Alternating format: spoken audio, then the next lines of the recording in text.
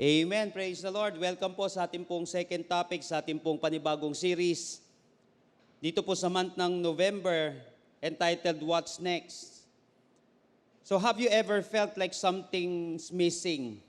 Tingin mo ba may mga parte sa buhay mo na nakulang, na nawawala? So are you looking for a clear sense of purpose in your life?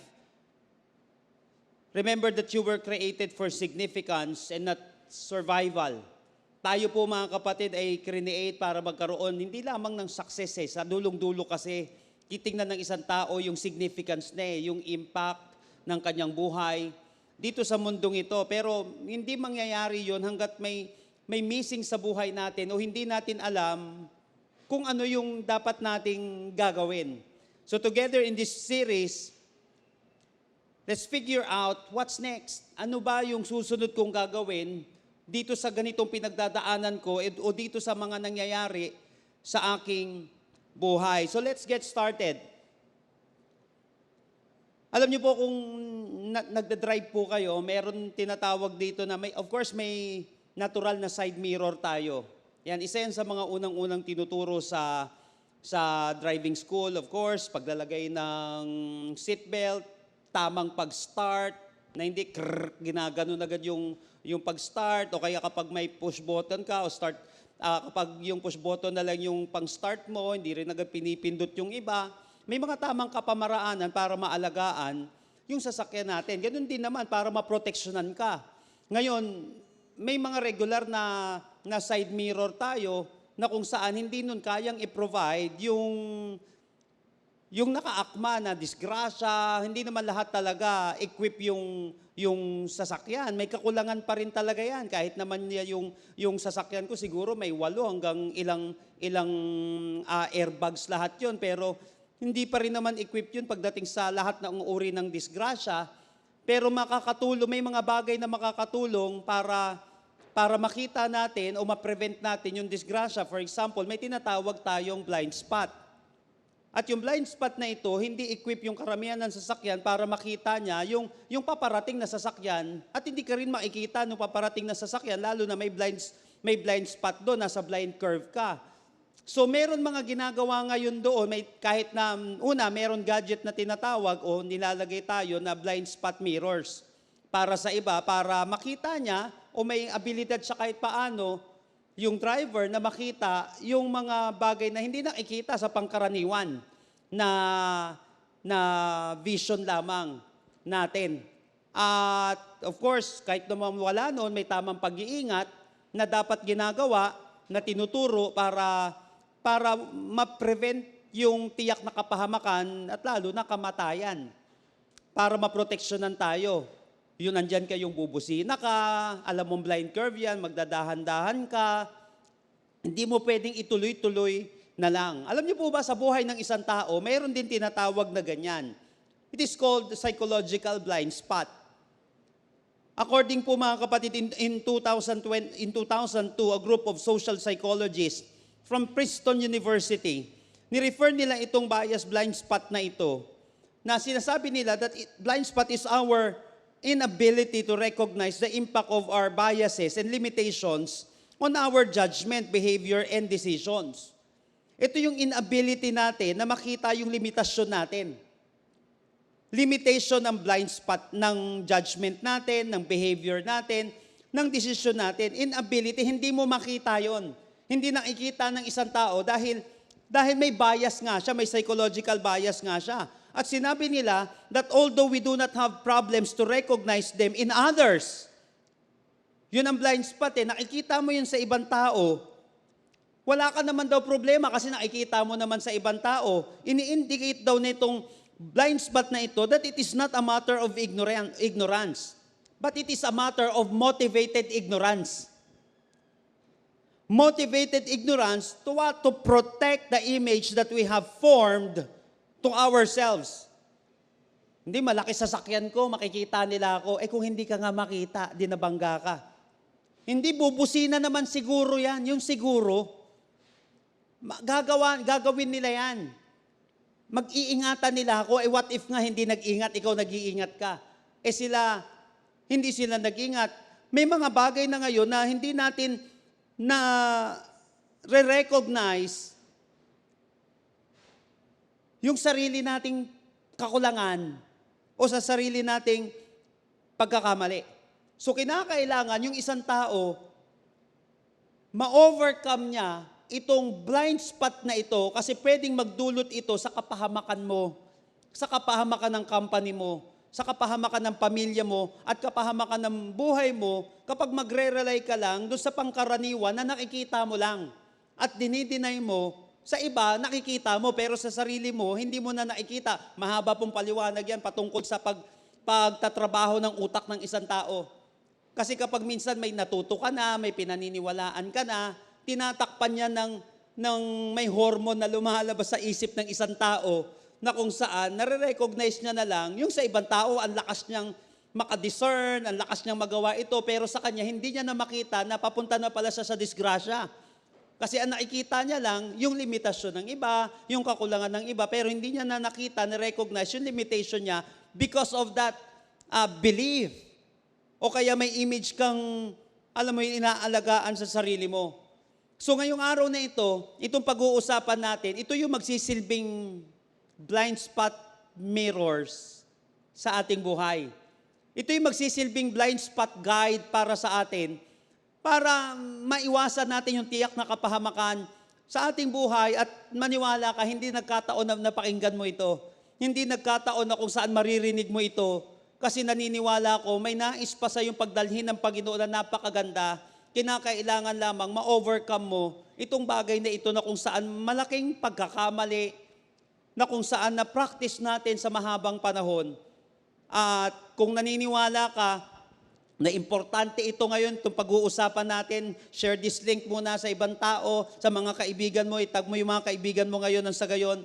Hindi lang ikaw mapagpala ng Panginoon, kundi mapagpapala rin naman silang lahat ng ating Panginoon. Let's get started. I want you to open your Bible with me in Haggai chapter 1, verses 2 hanggang 11. Haggai chapter 1, verses 2 hanggang 11. In the second year of King Darius, on the first day of the 6th month, the word of the Lord came through the prophet Haggai to Zerubbabel, son of Shealtiel, governor of Judah, and to Joshua, son of Josadak, the high priest. This is what the Lord Almighty says. These people say that time has not yet come to rebuild the Lord's house. Verse 3, then the word of the Lord came through the prophet Haggai. Is it a time for you yourself to be living in your paneled houses while this house remains a ruin? Verse 5, now this is what the Lord Almighty says. Give careful thought to your ways. You have planted much, but harvested little. You eat, but you never have enough. You drink, but never have your fill. You put on clothes, but are not warm. You earn wages, only to put them in a purse with holes in it. Verse 7, this is what the Lord Almighty says, give careful thought to your ways. Go up into the mountains and bring down timber and build my house, so that I may take pleasure in it and be honored, says the Lord. Verse 9, you expected much, but see, it turned out to be little. What you brought home, I blew it away. Why? Declares the Lord Almighty, because of my house, which remains a ruin, while each of you is busy in your own house. So mamaya po, tuloy natin na lang ito sa ibang mga points natin dito. At dito po mga kapatid, mapapansin natin, by the way, bigyan ko po muna kayo ng background. The book of Haggai po mga kapatid, actually the first returnees made preliminary attempts to clear the debris and lay the foundations for a second temple. Kasi nga nawasak ito, kaya lang may first returnees na kung saan from exile, Kanila po mga kapatid na binibuild na unti-unti yung second temple. At yung Samaritan neighbors nila, nag-offer ng tulong sa kanila. At nung nag-offer ng tulong itong mga kapitbahay nilang mga Samaritans na ito, the Jews refused them. Hindi sila humingi ng tulong. So the Samaritans in turn threatened the workers and sent men to Persia to campaign against the Jews. So instead na makatulong ngayon itong mga Samaritans na ito, gumawa sila ng kapamaraanan, paano hindi matutuloy itong proyektong ito ng mga Hudyo para ma-rebuild yung second temple. At ang nangyari, na-discontinue ngayon yung work nitong mga Jews na ito na ma-rebuild ang temple. As years passed by, slowly but surely, dahil nga naman natural na lang, Jerusalem came to life again. Homes were built, stores opened, commerce established, fields planted, crops harvested, and life began to resemble normalcy. Parang galing ng pandemic. Unti-unti nang bumabalik, unti-unti nang naaayos, nakakapagtayo na sila ng mga bahay. However, Israel got used to life without the temple. Yun yung matindi doon.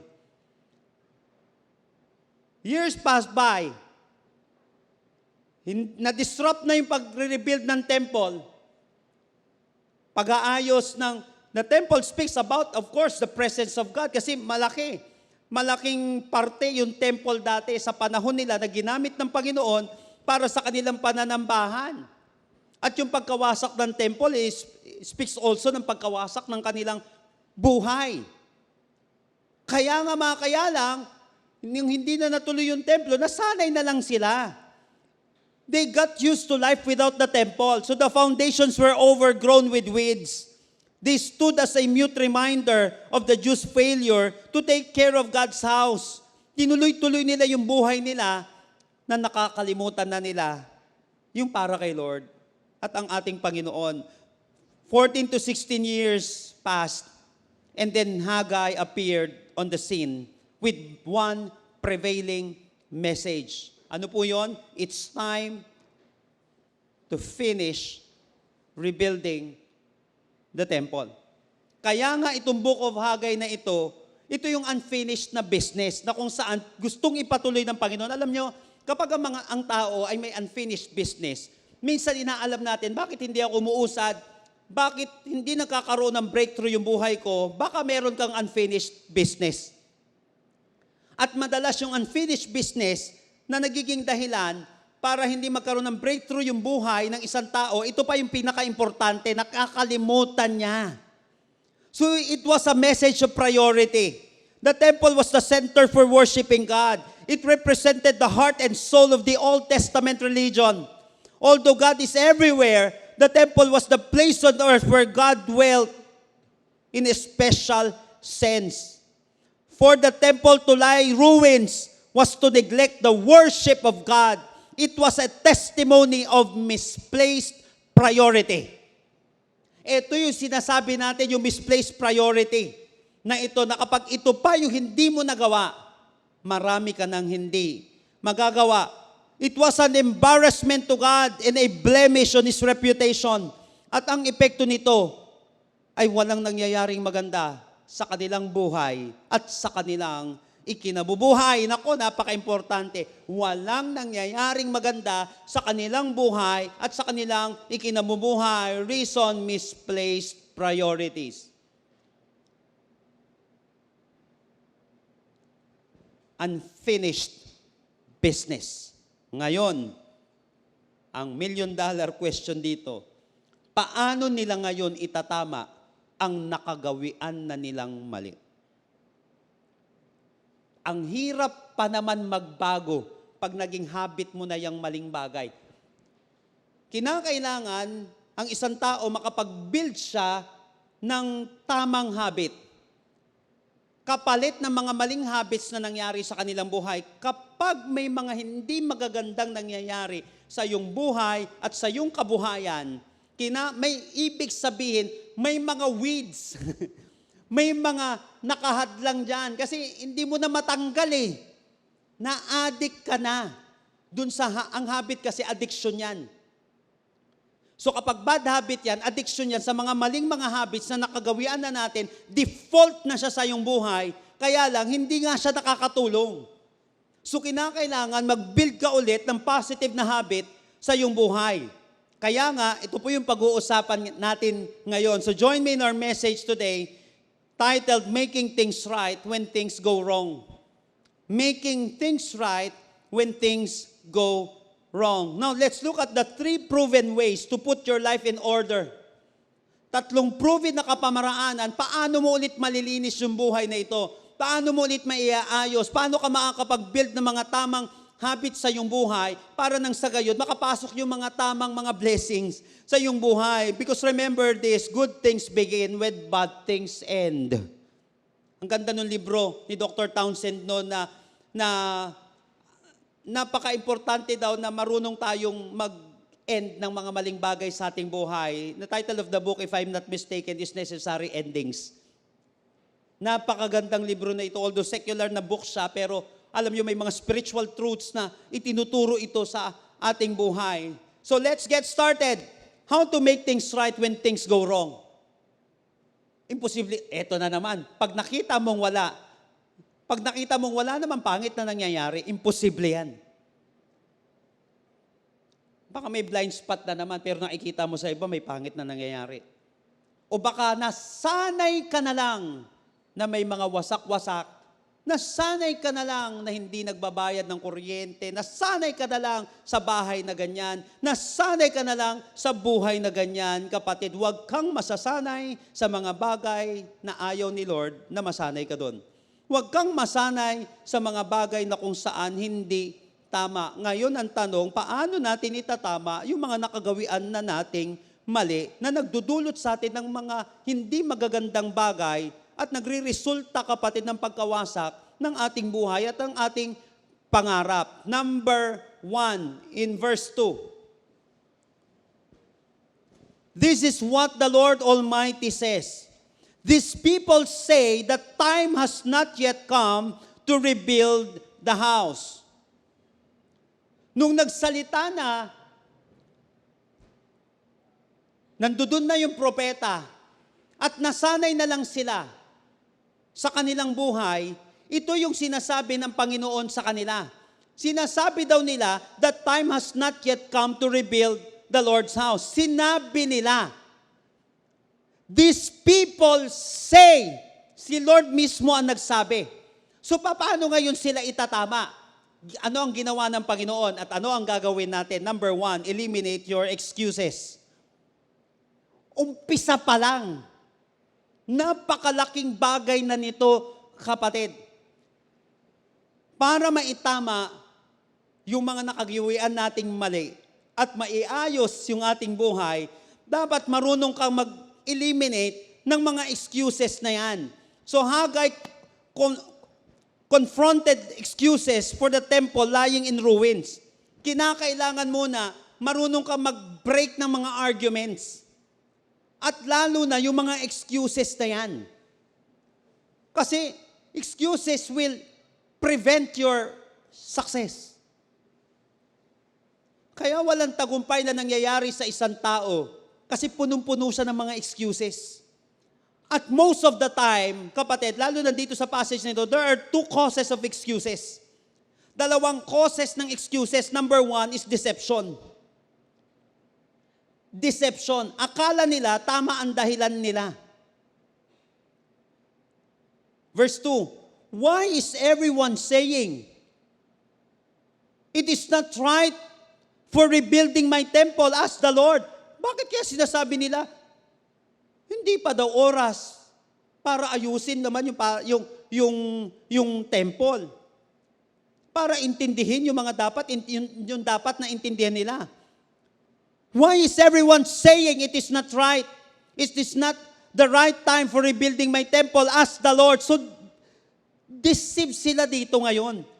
Pero mo sabi nila, hindi pa oras, hindi pa oras. Sino nagsabi? Ang deception, akala mo, yun na. Hindi naman pala. Akala mo, yun ang dapat gawin, pero hindi naman pala. Yun ang deception. Yung akala mo, yun na yun. Deception ang tawag doon. Kaya nga, in the last days, maraming madideceive eh. Even the elect, sabi ng Bible. Grabe, no? Yung mga mananampalataya, bakit madideceive? Yung akala mo tama, mali pala. Yung naonse ka. Ang tawag nila, yung natanso ka. So you have to eliminate yung excuses. Kinakailangan malinaw sa atin na may deception na tinatawag. It is not right time. Minsan sa sarili nating kapamaraanan, kaya nga tayo may salita ng Diyos, mga kapatid. Because the Word of God is a light unto our feet and a lamp for our path. Kasi ito lang yung magbibigay ng linaw, kapatid. Kasi ito naman, these people say, pero hindi naman sinabi ng Panginoon na tama yung sinasabi nyo, tama yung ginagawa nyo. Kaya nga, winawasak ni Lord itong mga excuses na ito. 2 causes ng excuses. Number 1, deception. Number 2 is procrastination. Kaya wag mong lalakaran ng isang bagay na sinabi mo lang. Na sinabi lang ng iba. Ang tanong, sinabi ba ni Lord yan? Na kung minsan kahit na mahirap, basta sinabi ng Panginoon, may patutunguhan ka doon. Why? You're not deceived. Pangalawa is procrastination. Ito yung pangalawang cause ng excuses. Verse 2, why is everyone saying, it is not the right time for rebuilding my temple, asked the Lord. Alam mo kapatid, napansin mo, meron silang dahilan para wag magpatuloy. Sabi nila, it is not right time. But listen to this very carefully. Mayroong dahilan, pero walang kailan. Yan ang problema ng tao ngayon.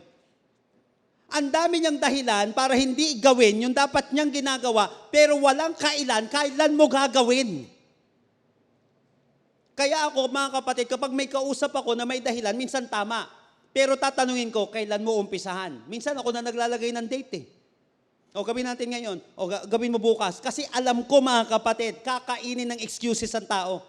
It's either deceive siya o magpo-procrastinate yung isang tao. Mayroong dahilan, pero walang kailan. Hindi kasi ako makapag-ipon ng emergency fund ko, may dahilan ka kasi mahirap. Kailan mo sisimulan pa yan? Kailan mo sisimulan yung mga tamang bagay sa iyong buhay? Pag tumatagal yan, pati mga kapatid, maling bagay nagkakaroon ng momentum. At minsan, hindi mo na magagawa yan kasi tumatagal na. Napansin mo, ang dami mong plinano dati pero hindi mo namang ginawa. O pupunta muna ako sa ibang bansa, iwanan ko muna ang pamilya ko ngayon. Pero after 1 year, babalik din naman ako. Minsan, hindi naman na nangyayari. Hindi, ayusin ko yung buhay ko bukas. Pambihira kapatid, 3 taon na, wala pa rin nangyari. Hindi, mag-aaral ako. Bibili muna ako ng cellphone ngayon kasi kailangan ko. Pero next year siguro babalik ako sa pag-aaral. Napansin mo, procrastination. Minsan nakakalimutan na natin yun at makakasanayan na natin na ganun na lang yung ating buhay. Why is everyone saying it is not right time for rebuilding my temple? Ask the Lord. So ito mga kapatid, ito yung reason that doesn't lead to a solution. May reason pero walang solusyon. May dahilan pero walang kailan. If you want to put your life in order, admit your responsibility. Kinakailangan kapatid malino na may responsibilidad ka. Listen, kung may responsibilidad ka sa iba, may responsibilidad ka rin naman sa Kanya. Kung may responsibility ka sa iba, mayroon ka ring responsibility kay Lord. Kaya lang madalas nakikita natin, yung responsibility lang natin sa ating sarili o sa ibang tao, nakalimutan mo na si Lord. Kaya lang madalas mga kapatid, sa dulong-dulo, kay Lord ka rin naman lalapit.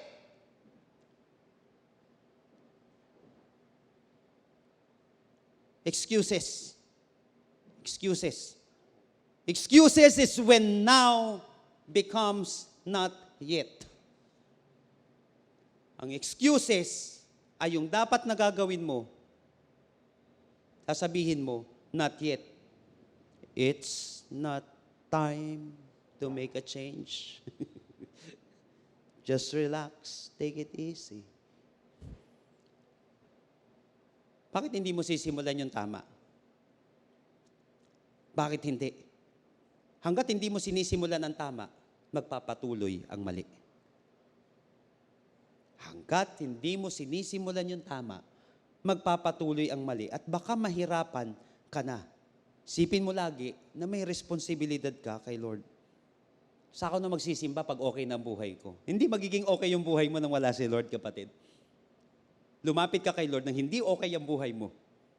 At siya ang aayos sa'yo. Hindi mo naman kayang ayusin ang sarili mo eh. Excuses lang yun.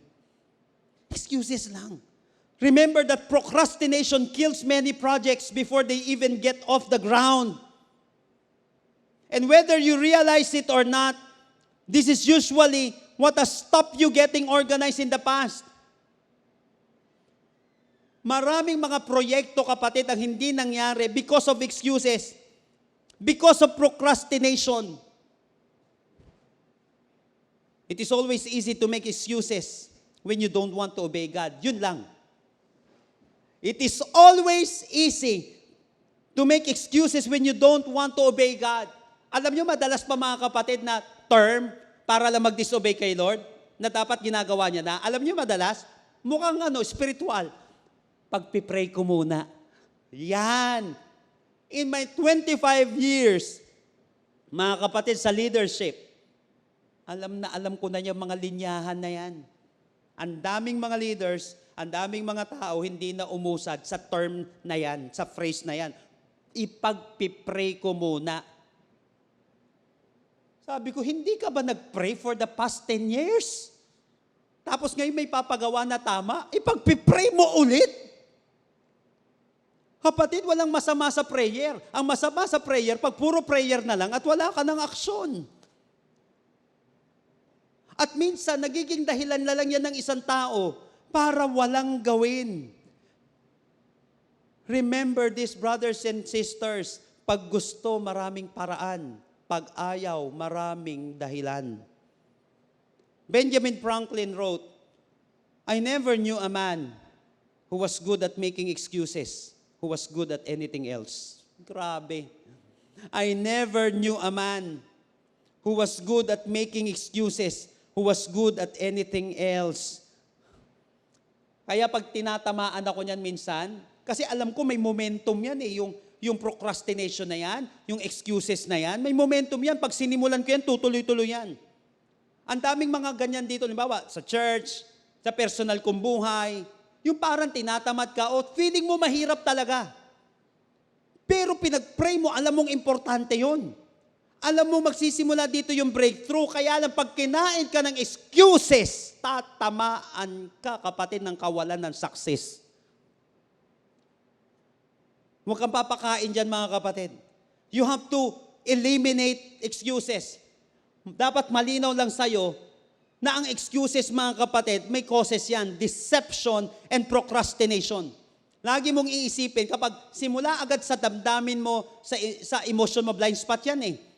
Kapatid, kinakailangan ma-deal mo yan. Siguraduhin mong sinabi yan ng Panginoon. O kaya siguraduhin mo magtanong ka sa ibang tao, magpa-mentor ka maigi kung tama ba yun. Hindi masamang magtanong, huwag mahihiyang magtanong.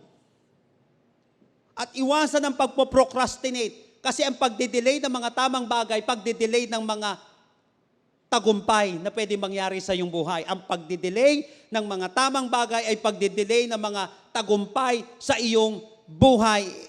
How to make things right when things go wrong? Eliminate your excuses. Pangalawa, verse 3. Then the word of the Lord came through the prophet Haggai. Verse 4. Is it a time for you yourselves to be living in your paneled houses while this house remains ruined? Sinabi ni Lord, kanina, sinabi nyo, hindi pa time. Ito, argument ni Lord ngayon, ang bigat.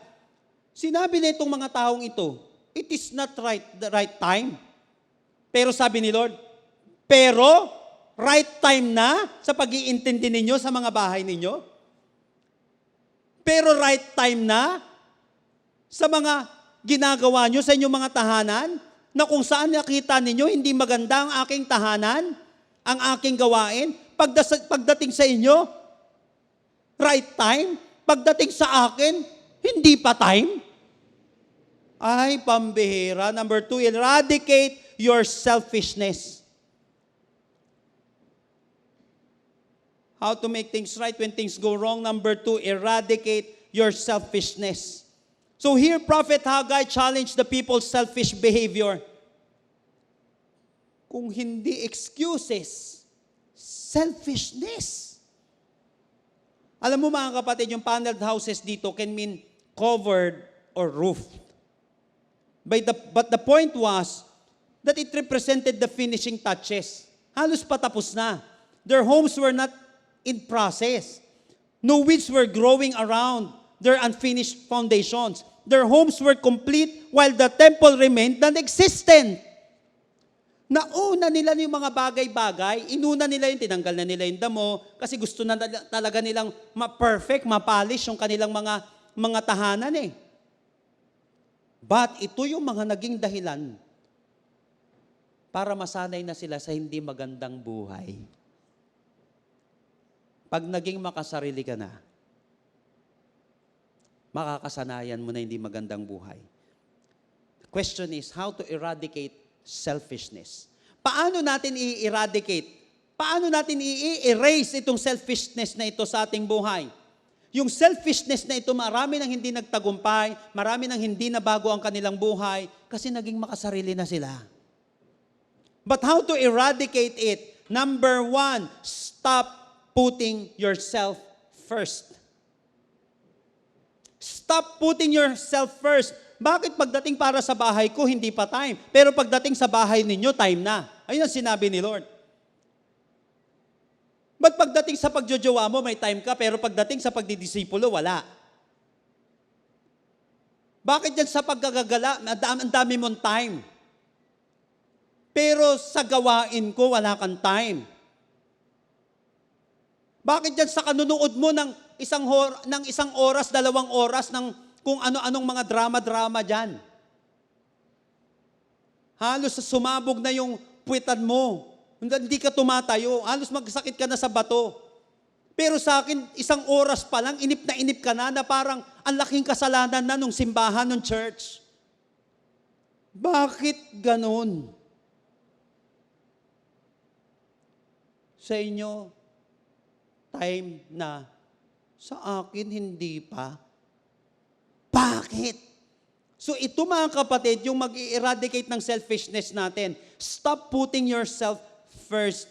Sabi sa Living Bible, verses 3 and 4, His reply to them is this, Is it then the right time for you to live in luxurious homes when the temple lies in ruins? Time na sa pagtira sa maayos na bahay. Magandang pagpaplano sa inyo, pero nakikita nyo yung aking gawain na hindi maayos. Baka ito yung missing sa iba, kapatid. Ang dami na nating inuna. Nakita natin yung lugar natin, dami natin inaangal-angal, di maganda, walang parking, wala nito, wala noon. Pero ang daming angal, wala namang ambag. Wala namang ginagawa. Hindi inuuna yung para kay Lord. Please understand, brothers and sisters, nothing is wrong with having a nice home.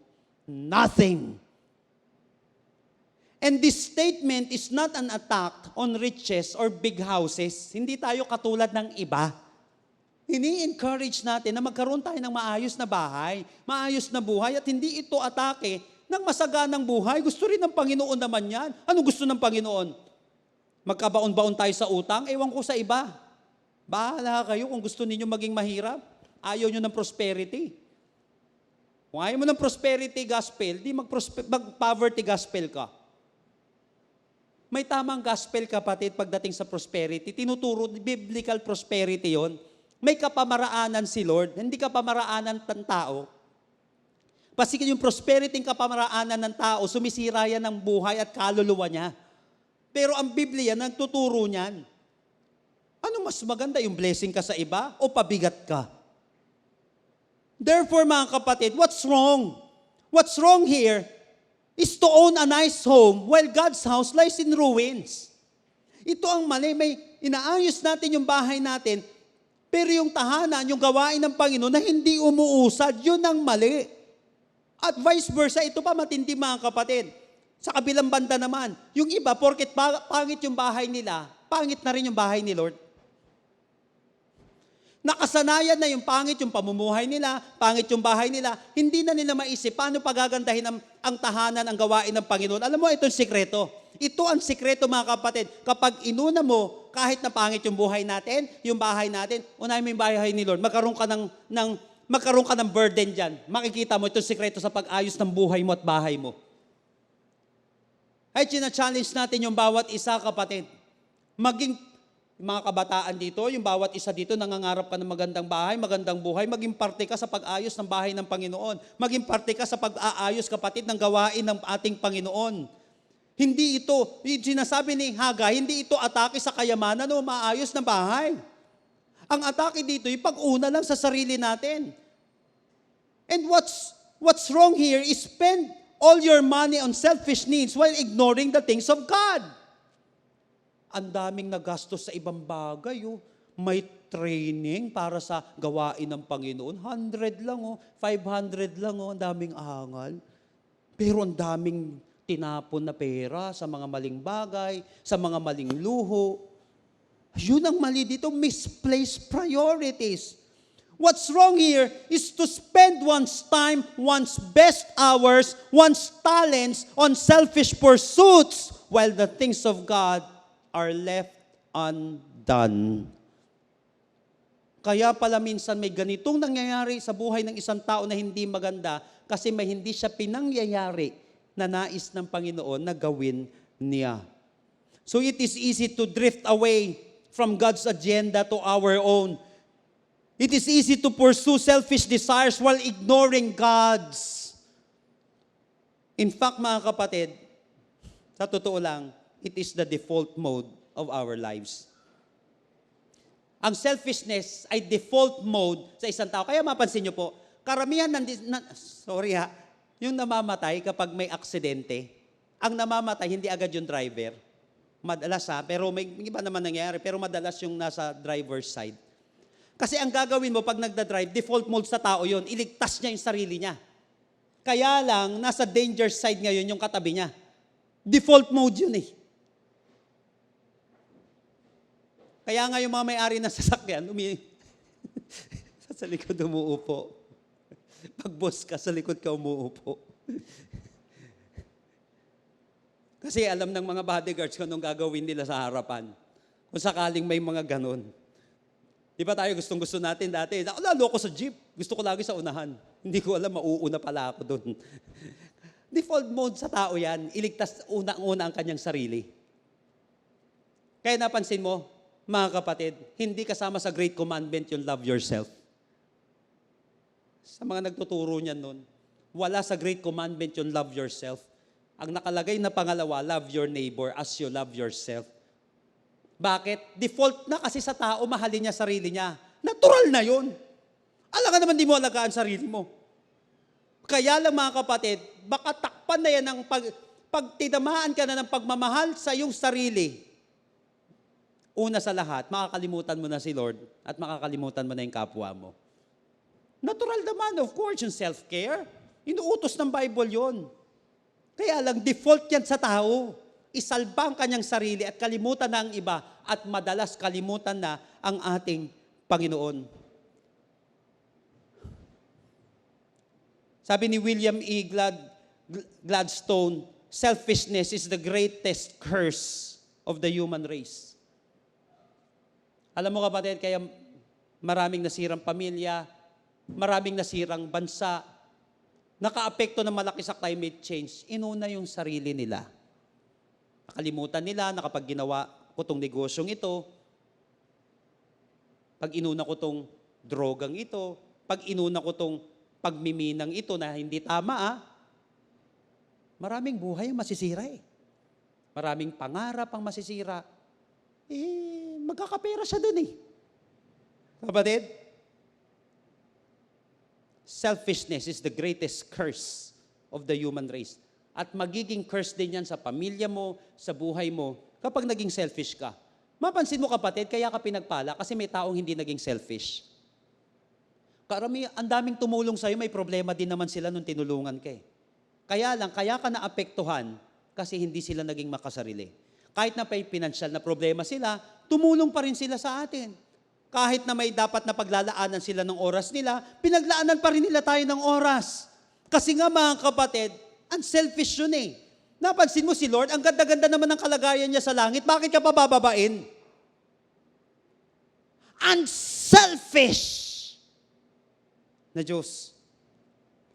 Kapatid, the poison of selfishness destroys the world. The poison of selfishness destroys the world. It destroys people. It destroys families.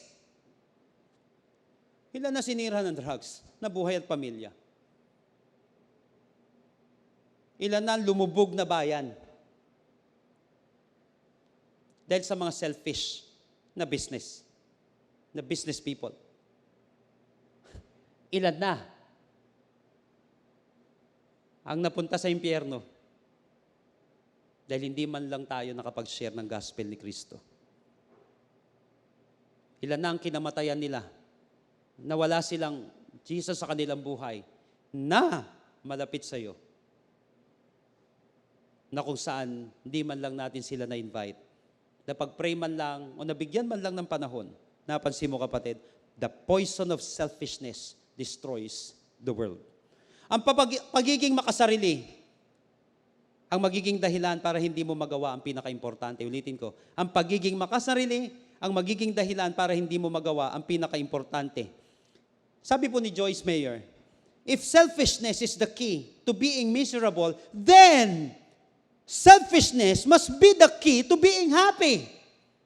Kung selfishness pala, yung susi para maging miserable ang buhay ko, o miserable ang buhay ng ibang tao, yung pagiging unselfish, ang key naman para maging masaya ka at ang ibang tao, napansin mo kapatid, kahit may pangangailangan ka, pero naging unselfish ka, ang sarap sa pakiramdam.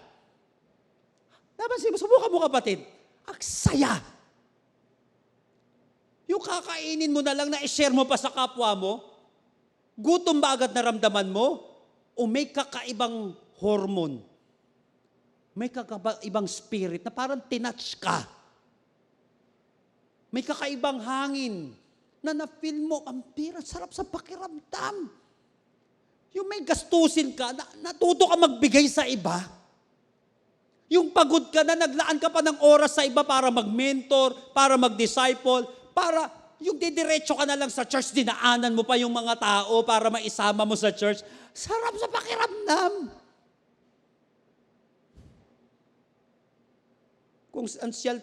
Kung selfishness, ang sikreto para maging malungkot ang ating buhay at maging miserable ang ating buhay, yung pagiging unselfish, kapatid, ang sikreto para maging masaya. Yung puso ng isang tao. Kapatid, pangalawa, nagagawin natin, paano mo ihinto ito, how to eradicate selfishness. Stop putting yourself first and then start putting God first. At sinabi dito, His reply to them is this, is then the right time for you to live in luxurious homes when the temple lies in ruins? So ini-imply na itong text na ito, unahin nyo to. Unahin nyo ako. Kapatid, makinig ka maigi dito, napaka-importante na ito. Kapag inuna mo si Lord, hindi ka mangungulelat sa buhay. Unahin mo si Lord, hindi ka mangungulelat sa buhay. Matthew 6:33. But seek ye first the kingdom of God and His righteousness, and all these things shall be added unto you. Unahin mo si Lord. Hindi ka mangungulelat sa buhay. How to make things right when things go wrong? Eradicate your selfishness. Last but not the least. Verses 5 hanggang 9.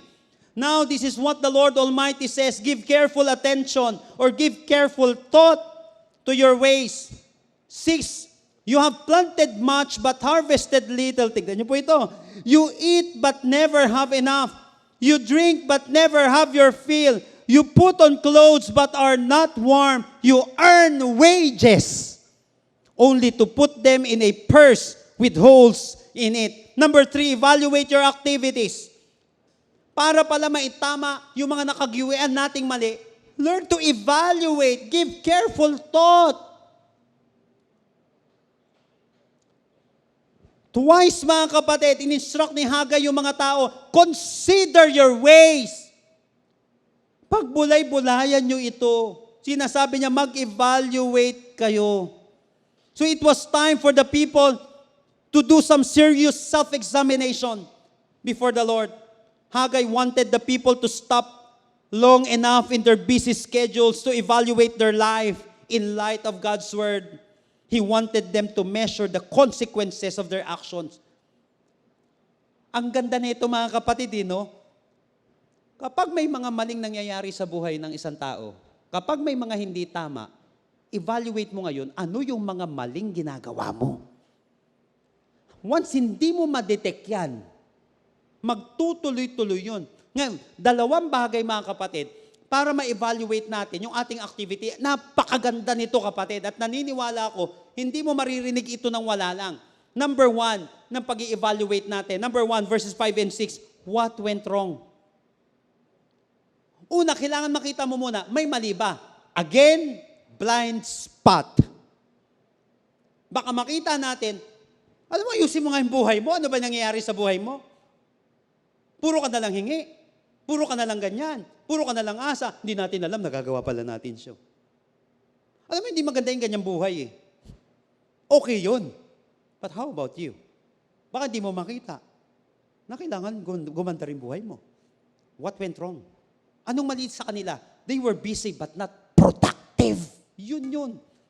Busy but not productive. Napagod. 60 years, so hanggang retirement, hindi inintindi si Lord. Nahin niya buhay niya. Ang ending, hindi niya napakinabangan yung retirement niya ng maayos. Yun yung epekto.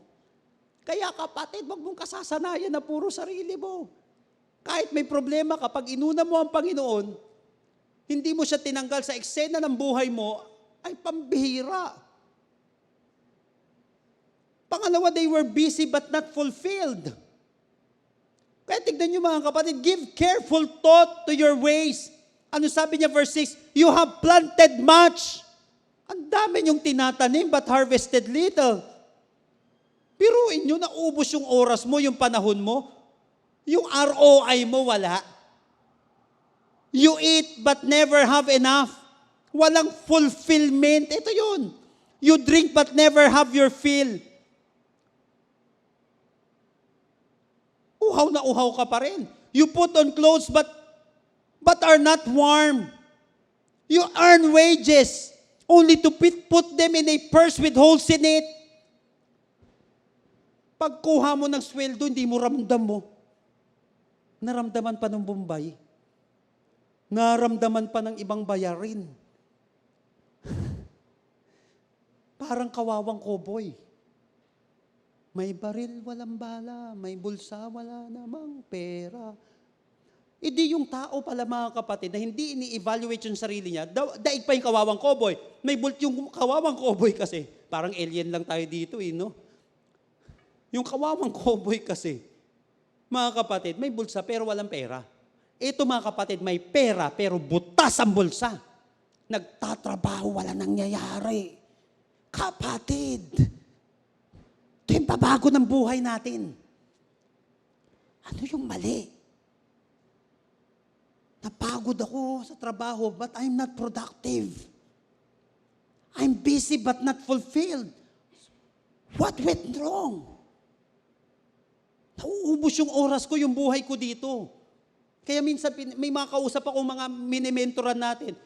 Sabi ko, kapag yung ginagawa mo, hindi niyan maaayos yung pangarap mo sa kayong buhay mo, uubusin mo yung oras mo dyan sa trabahong yan. O kinakailangan mag-isip ka na kung anong kapamaraanan, paano mo marireach yung potential mo at yung dream mo. Baka kasi ubusin mo yung 20 years mo, yung 10 years mo, yung 30 years mo, yung 60 years mo, you're busy but not productive. What went wrong? Pangalawa, na napaka-crucial na tanong, how to make things right, verses 7 and 8. This is what the Lord Almighty says. Give careful attention to your ways. Give careful thought to your ways. 8, go up into the mountains and bring down timber and build my house so that I may take pleasure in it and be honored, says the Lord. How to make things right. Kung naisip mo, ano yung mga maling nangyayari sa buhay ko, isipin mo rin, paano magiging tama to? Ano yung mga hindi ko nagagawa? Ano yung mga hindi ko napopurchase? Okay. Paano ko mapopurchase ito? Hindi yung laging negative agad wala akong pera. Paano ka magkakaroon ng pera? Para magawa yun. Wala akong sapat na talino. Paano ka magkakaroon ng sapat na talino? How will you know if your life is really in order? Paano natin malalaman kapag nasa tama yung buhay natin? According to this text, 3 bagay. When God is prioritized. Giging tama na yung buhay natin. Go up into the mountains and bring down timber and build my house. Kapag yung nagtatrabaho ka, iniintindi mo yung sarili mo, pero number 1, nagbubuhos ka ng oras sa kapanahon para kay Lord, nagiging tama na yung buhay mo. Nakuha natin, may responsibility ka sa iba, pero hindi mo nakalimutan yung responsibility mo kay Lord. Pambira, hindi ka nagkakamali. Kahit nahihirapan ka, kapatid, it doesn't mean na nahihirapan ng isang tao, napipressure yung isang tao, mali na yung nangyayari sa kanyang buhay. Kapag nandyan si Lord at nasa unahan sa iyong mga ginagawa, kahit pagod ka, tama ginagawa mo. Dahil maraming napagod, mali ang ginagawa.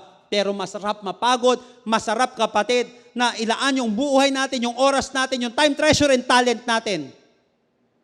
Pero nandun si Lord at napaprioritize.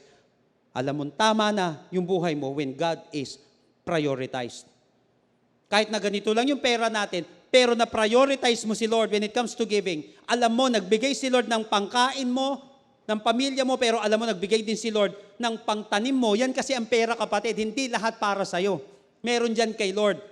Una, hindi naman kailangan yan ni Lord, pero kailangan mo siya. Bakit mga kapatid, maiisip mo na kung hindi dahil kay Lord, wala ka yan. Nakakatanggal ng selfishness yan. Nakakatanggal ng pagiging makasarili at nakakapagpaalala lagi kay Lord yung giving natin. Pangalawa, malalaman natin na nagiging tama na yung buhay natin when God is glorified. So that I may take pleasure in it and be honored, says the Lord. Kapag yung ginagawa natin, nakaka-glorify kay Lord, ay pambihira yan. Kahit na anong sabihin ng mga tao, tama yung landas na tinatahak mo, kapatid. Pangatlo, when God blessed us. Paano malalaman na tama na nangyayari? Kapatid, when God blessed us. Kasi pagpapalain ni Lord ang isang bagay na kung saan pinapagawa niya. Verse 13. Actually, nakalagay dito Then Haggai, the Lord's messenger, delivered this message to the people. The Lord says, I am with you. Malalaman mo na nagiging tama ng buhay mo kapag pinagpapala ka ni Lord. Paano pagpapalain ng isang tao na kung saan hindi naman tama ginagawa? Halimbawa, may tao ka, nakita mo sa CCTV, nagnanakaw siya ng tinda mo, ng pera mo. Sasabihin mo ba, ipopromote kita. Sige, nakawan mo ko na nakawan. Ganun ba sinabi ni Lord sa Malakay? Ninanakawan niyo ko, hindi kayo nagbibigay ng tithes and offering. Ibibless ko pa kayo lali. Hindi, natuyo nga yung lupa Malalaman mo kapatid na tama nangyayari sa buhay mo pag may mga tamang nangyayari sa buhay mo. At nalalaman mo na pinagpapala ka ng Panginoon, sinasamahan ka ng Panginoon. The Lord says, I am with you. Nakita mo, sinasamahan ka ni Lord, Minsan kahit na may opposition, kahit na mga kapatid may mga obstacles sa buhay mo, pero nakita mo, umuusad ka, pinagpapala ka ni Lord, sinasamahan ka niya, ay pambira. Kapatid, dalawang importanteng bagay sa pag-evaluate. What went wrong? How to make things right. When God is first, He blesses us. And the sure sign of His blessing was His manifested presence in our lives. If God seems distant in your life, perhaps your priorities have gotten mixed up. God will not bless anything that irritates Him. Take time to evaluate. Socrates wrote, the unexamined life is not worth living. The unexamined life is not worth living. When they did not see, what they did not see was that God caused their predicament. Ito hindi nila nakita na si Lord pala yung dahilan kung bakit nangyayari yung dilubyong yun sa kanilang buhay. They hadn't stopped to consider that God was trying to tell them something. Minsan kasi yung pangit na nangyayari sa ating buhay, si Satanas agad ang sinisisi natin. Kesa Mag-evaluate tayo, ano yung ginagawa kong mali at ano yung hindi ko ginagawang tama. Haggai screamed, "Hey, people! It's God who controls the rain and the harvest. God is withholding His blessings because your priorities are not right. People, put His house first, and He will bless you." Remember, brothers and sisters, blessings come through obedience. If we want to experience God's blessings, we will put Him first. Kapatid, maigi dito, kahit na anong sikap mo kapag mali ang priority mo, calamity pa rin ang ending mo. Kahit na anong sikap mo, kapag mali ang priority mo, calamity pa rin ang ending mo. Verse 9, "You expected much, but see, it turned out to be little. What you brought home, I blew it away. I blew it away." Sabi ni Lord, "Why?" Declares the Lord Almighty. Listen, "Because of my house, which remains a ruin, while each of you is busy with your own house." Kapatid, hindi mali na intindihin mo ang iyong pamilya. In fact, yun ang mali sa Bible. Kung hindi mo iniintindi, pamilya mo, yung importanteng bagay din sa buhay mo, hindi mali na intindihin mo yung pamilya, yung tahanan mo. Ang mali ay kalimutan mo si Lord. Kaya mga kapatid, para sa ating application dito, ito yung oportunidad natin ngayon. Meron tayong tinatawag na amazing expansion. Ito yung Amazing Hope Expansion na ito, mga kapatid. Ito yung mag-expand pa sa gawain ng Panginoon dito sa Pilipinas at sa ibang bansa. The Lord is blessing this ministry through those people na kung saan busy sa buhay, pero busy din kay Lord. Hindi nakakalimutan ng Panginoon. Meron po tayong mga expansion form sa mga campuses natin at meron din tayo sa online. Makikita nyo po yun, mga kapatid. I challenge you. Ito yung pinakamagandang oras. Di man maganda ang buhay mo at bahay mo, ito yung magandang panahon. Di man kung nangangarap ka para sa mga anak mo, sa pamilya mo, turuan mo na sila ngayon. At kung maayos na yung buhay mo, may iaayos pa yan, kapatid. What you brought home, I blew it away. You expected much, but see, it turned out to be little. Why? Because of my house, which remains a ruin, while each of you is busy with your own house. Apply natin to, kapatid. And I challenge everyone.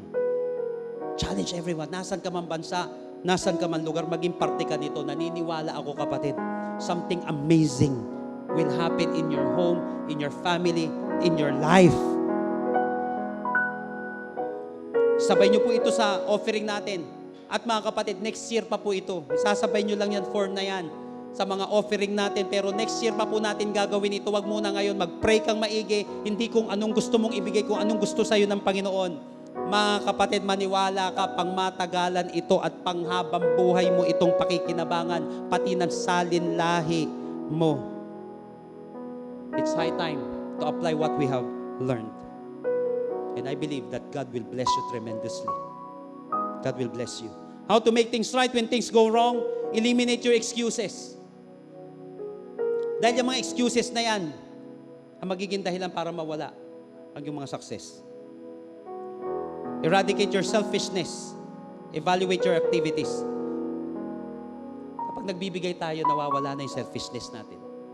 At nananampalataya ka na kaya na ni Lord ito. Na hindi ka niya iiwan ni pababayaan. Evaluate mo yung ginagawa mo araw-araw. What went wrong? And how to make things right. This is an opportunity to make things right in your life. And I don't want you to miss the concluding remarks of God through the prophet Haggai. Paano mo malalaman agad kapag may dapat kang ayusin at itama sa iyong buhay? Ang ganda nito, kapatid. Mabilisan to. Paano ko malalaman kung may dapat akong itama, kung may mga dapat akong ayusin sa aking buhay? Paano ba? Mabilis to, kapatid. Verses 10 and 11. Tignan nyo, ganito niya kinunclude. Therefore, I conclude. Ito yung statement. Therefore, because of you,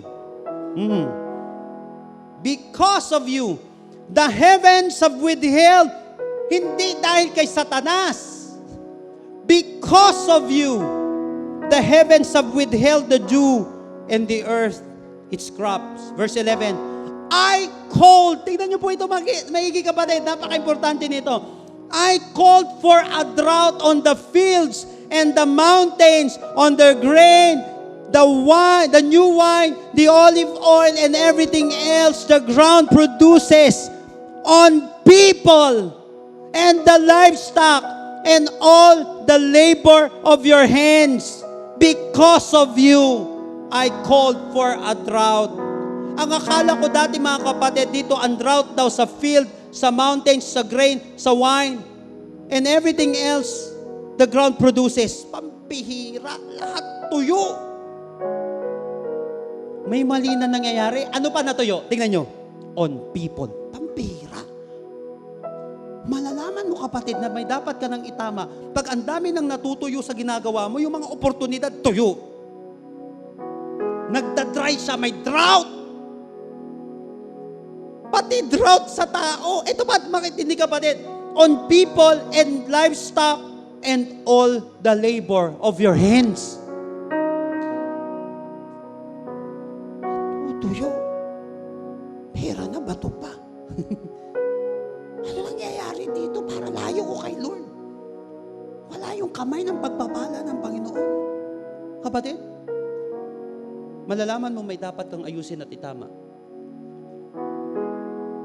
kapag natutuyo ka na. Pag natutuyo na mga ginagawa mo at wala na nangyayari dito. Kapatid, pinagpala ka dahil narinig mo itong mensaheng ito. Dahil gusto ka ng Panginoon i-refresh. Gusto ni Lord muli kang maging fresh. Tumindi yung ugat mo. Mapagpala ka, mamunga ka.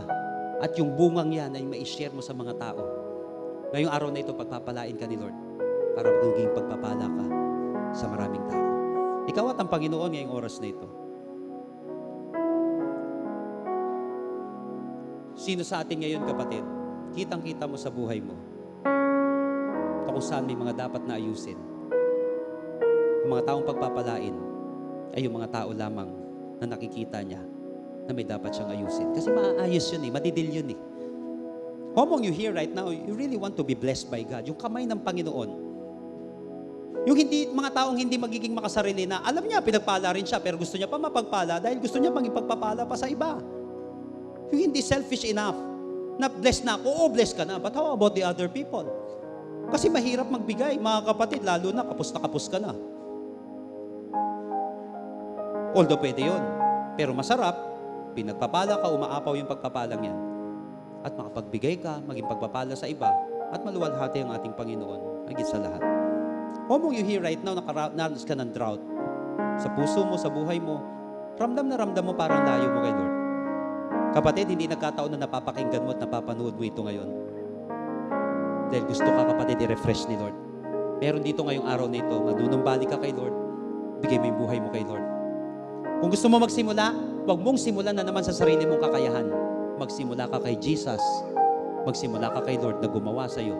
Dahil siya ang may kakayahan na mag-ayos ng buhay mo.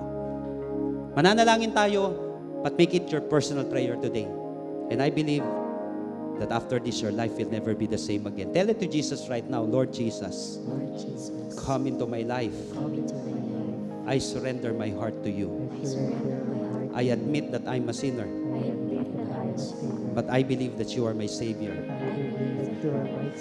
Starting today, be the Lord of my life. Save me. In Jesus' name. Amen. Kapatid, kung ipinanalangin mo ito, especially for the very first time, maniwala ka kapatid, mararamdaman mo yung kilos ng Panginoon sa buhay mo. Panginoon, muli mong i-refresh ang buhay na ito na natutuyo. In the name of Jesus, I rebuke this spiritual drought in his life, in her life, right now. Hindi mo napakinggan ito nang wala lang. Kahit na naging malayo ka kay Lord, ito yung oras na maging malapit ka sa ating Panginoon. In the name of Jesus, magsimula ka kay Jesus, kapatid. He is the way, the truth, and the life. Si Jesus lang. Si Jesus lang. And right now, Father, in the name of Jesus, I rebuke this drought sa kanyang tahanan, sa kanyang finances, sa kanyang buhay, sa kanyang ikinabubuhay. Kapatid, huwag kang masasayang na ganyan ka na lang. Hindi ka ganyan na lang, huwag kang masasanay. Dahil gusto kang i-bless ng Panginoon for you to become a blessing. Rebuke it right now. Renounce poverty. Renounce that sin. Renounce that selfishness. Renounce that excuses. Renounce that wrong activities. Right now, we rebuke it. We renounce it. Lord, in the name of Jesus, I pray that you bless these brothers and sisters. You bless their house. You bless the works of His hands right now. Ibibless mo po ang kanyang mga kamay sa pangalan ng Panginoong Hesus. Ngayong oras na ito, kapatid, lumapit ka kay Lord. May mga didiligan ng Panginoon ng pagbabala. May mga i-refresh ang ating Panginoon. Refresh these people now. In the name of Jesus, refresh them. Give your life to Jesus. Give everything to Jesus.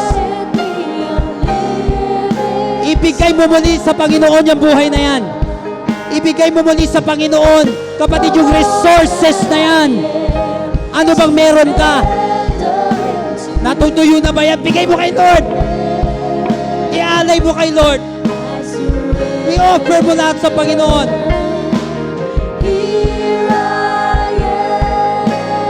Bumubuhay ang ating Panginoon.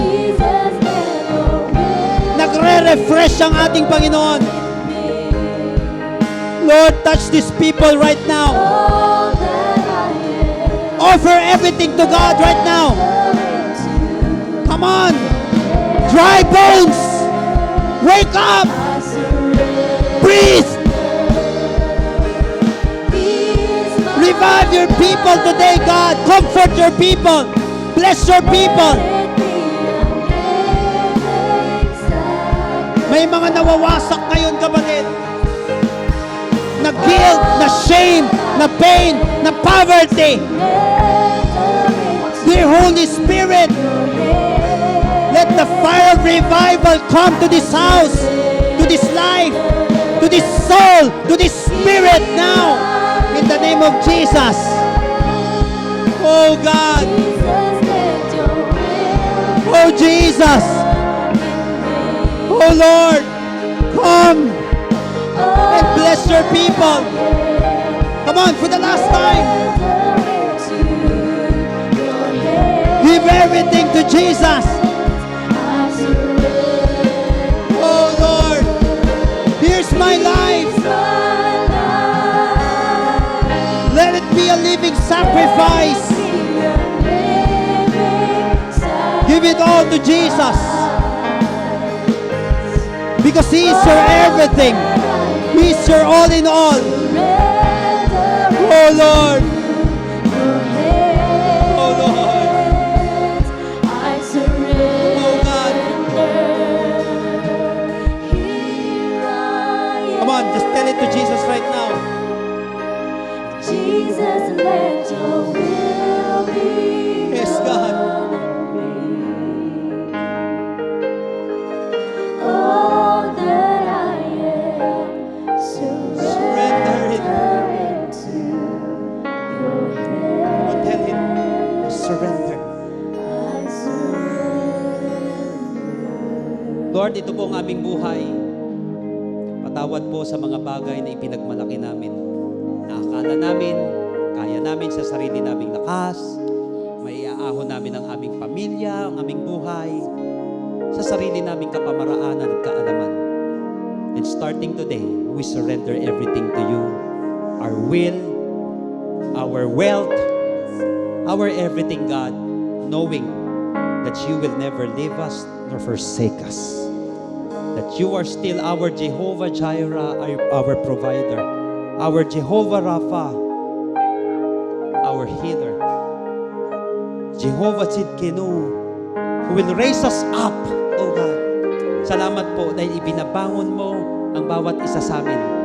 Kapatid, magpatuloy ka kay Lord. Surrender everything to God. Only surrendered people will truly experience true success in life. Salamat po, Panginoon. Ngayong oras nito, kapatid, tanggapin mo, selyuhan natin ang gawain nito, lahat ng ating napakinggan, hindi mananakaw ng kaaway. Maia-apply natin lahat ng ating napag-aralan at mapagyayari sa iyo ang lahat ng ito. God will bless you for you to become a blessing. Receive these blessings right now, which God promised in Numbers chapter 6. Every time He did declare ito, the Bible said, receive it and it will be yours. Right now, people of God, may the Lord bless you and take care of you. I receive. May the Lord be kind and gracious to you. I receive. May the Lord look on you with favor and give you peace. I receive. Lord, we receive all of these tremendous blessings in Jesus' name. And everybody said aloud, Amen and Amen. Lahat ng pinagpala, palakpakan mo ang Panginoon, purihin mo ang Panginoon. God bless you all. See you next Sunday.